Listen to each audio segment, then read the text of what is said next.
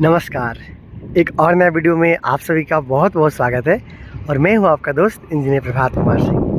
दोस्तों, आज की इस वीडियो में मैं आप लोग को एक बनता हुआ घर के लिए जो फ्रेम स्ट्रक्चर का काम किया गया है इसके बारे में आप लोग को पूरा जानकारी देना चाहता हूं। जैसे कि आप लोग को भी पता है कि आजकल ज़्यादातर लोग अपने घर बनाने के लिए पहले कुछ इस तरीक़े से फ्रेम का निर्माण करवा लेते हैं, उसके बाद में फिर ब्रिक वर्क करते हुए घर को फिनिशिंग तक ले जाते हैं। बहुत सारे लोग कन्फ्यूज़ भी रहते हैं कि आखिर किस तरीके से फ्रेम स्ट्रक्चर का काम किया जाता है और इसे बनाने में कितना रुपये का खर्चा है वो आता है। तो आपको कंफ्यूज होने का बिल्कुल भी ज़रूरत नहीं है, क्योंकि आपको इस वीडियो में पूरा जानकारी मैं देने वाला हूँ। सबसे पहले बात कर लेंगे कि आखिर किस तरीक़ा से और किस साइज़ में इस घर का निर्माण है वो किया जा रहा है। अगर साइज़ की बात किया जाए तो इसे 45 फीट बाई 30 फीट में बनाया जा रहा है, जहाँ पे 30 फीट का आपको फ्रंट व्यू और 45 फीट का आपको साइड व्यू देखने को मिलता है। ये इसका फ्रंट व्यू है और यहाँ पे लेफ्ट साइड में आपको इस घर के लिए मिल जाता है सीढ़ी रूम। यहाँ पे कुछ खाली जगह है जहाँ पे आप चाहो तो बोरिंग या फिर कार पार्किंग के लिए इस जगह को आप उपयोग में ला सकते हो। दोस्तों, अब जान लेते हैं टोटल नंबर ऑफ कॉलम के बारे में। तो यहाँ पे देख सकते हो कि इस लाइन में आपको 4 कॉलम देखने को मिलता है। इसके साथ साथ फिर जो इसके बगल वाला लाइन है वहाँ पे आपको 5 कॉलम देखने को मिलता है।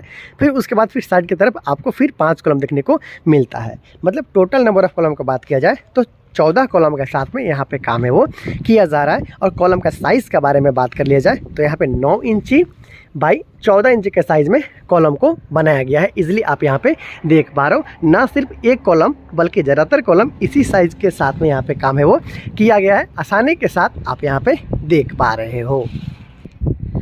दोस्तों, अगर कॉलम में लगा हुआ सरिया के बारे में जान लेते हैं तो यहाँ पे देख सकते हो कि 6 सरिया का इस्तेमाल यहाँ पे किया जा रहा है, जहाँ पे 4 सरिया 16 mm का और 2 सरिया 12 mm का यहाँ पे लगाया गया है। और इसी तरीक़े से ज़्यादातर कॉलम में काम है वो किया गया है। इजीली आप इस तरीक़े से देख पा रहे हो। घर का जो छत का ढलाई का काम है, जो फ्रेम स्ट्रक्चर बनने के बाद में जो ढलाई का काम है उसे भी कम्प्लीट यहाँ पे कर लिया गया है। तो दोस्तों, आप जान लेते हैं कि आखिर इस बनते हुए फ्रेम स्ट्रक्चर में जो बीम का काम है वो किस तरीके से किया गया है और कितना mm का सरिया लगाया गया है और इसका साइज़ क्या है। प्लिंथ हाइट का बात कर लिया जाए तो ग्राउंड के लेवल से देख सकते हो लगभग 2.5 फीट के आसपास में ऊंचा इसका फर्श है वो रखा जा रहा है। और अगर बीम का साइज़ का बात कर लिया जाए तो इसे 9 इंची बाई 12 इंची का रखा गया है। ना सिर्फ एक बीम बल्कि ज़्यादातर जो इस घर का बीम है, जो फ्रेम स्ट्रक्चर का बीम का काम किया गया है, इसी साइज़ के साथ यहाँ पे किया गया है। ईजिली आप यहाँ पे देख पा रहे हो। प्रत्येक बीम को देख लीजिए, या वो सेकेंडरी बीम हो या फिर प्राइमरी बीम हो, प्रत्येक बीम का इसी तरीके से काम है वो किया जा रहा है। और इसमें जो लगा हुआ सरिया है, आइए मैं आपको दिखा देता हूँ। इस तरीके से यहाँ पे सरिया का इस्तेमाल किया गया है। तो 4 सरिया का इस्तेमाल यहाँ पे किया जा रहा है घर के प्लेन बीम में। आप वहाँ पे भी देख सकते हो, यहाँ पे भी देख सकते हो। इसके साथ साथ जो कॉर्नर वाला बीम है यहाँ पे भी आप देख सकते हो कि 16 mm का 4 सरिया के साथ में यहाँ पे काम है वो किया जा रहा है।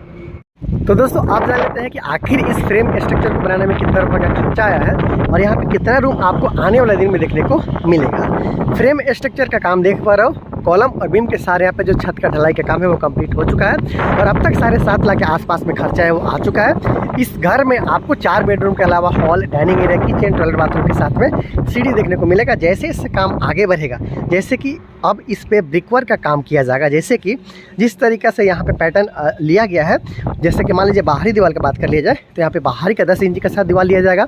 अंदर का बीम पे 5 इंच के साथ दीवार का काम है वो किया जाएगा।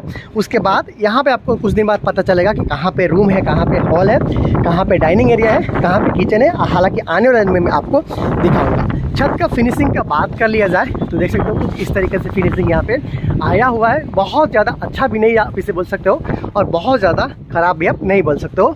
मीडियम क्वालिटी का काम यहाँ पे किया जा रहा है। फ्लोर बीम का बात किया जाए, अगर फ्लोर बीम का साइज़ भी अगर आप छोटे या फिर बड़ा करते हो तो वो भी कंस्ट्रक्शन कॉस्ट पे कुछ हद तक डिपेंडेड रहता है। ऊपर नीचे हो सकता है कंस्ट्रक्शन कॉस्ट आपका। तो यहाँ पे देख सकते हो जो स्लैब के अलावा है लगभग 9 इंची बाई 9 इंची के बीम इजीली यहाँ पे आप देख सकते हो। प्रत्येक जो फ्लोर बीम है उसका कहानी है वो सेम है।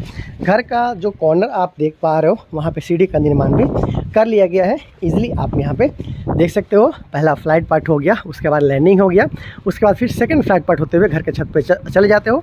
लगभग 3.5 फीट चौड़ा यहाँ पे घर का सेकंड फ्लाइट पार्ट और पहला जो फ्लाइट पार्ट है या फिर जो लैंडिंग है उसका काम किया गया है।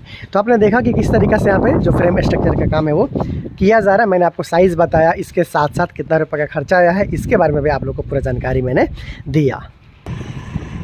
तो दोस्तों जैसे जैसे काम आगे बढ़ेगा स्टेप वाइज वीडियो लाऊंगा, बताऊंगा, दिखाऊंगा कि किस तरीक़ा से इस फ्रेम स्ट्रक्चर को एक घर के रूप में परिवर्तित किया गया। तो स्टेप वाइज वीडियो देखने के लिए आप चैनल को सब्सक्राइब ज़रूर कर लीजिएगा। और अगर आपके कोई हित संबंधी या फिर जो आपके दोस्त होंगे घर बनाने का प्लानिंग कर रहे होंगे तो उन तक भी आप इस वीडियो को पहुंचा सकते हो, उनका भी हेल्प है वो हो सकता है। अगर आप डायरेक्टली मुझसे नक्शा बनवाना चाहते हो तो व्हाट्सएप के जरिए मुझसे आप कॉन्टैक्ट भी कर सकते हो। बहुत जल्द मिलते हैं अगले वीडियो में, तब तक ले दीजिए इजाज़त। नमस्कार, थैंक यू सो मच।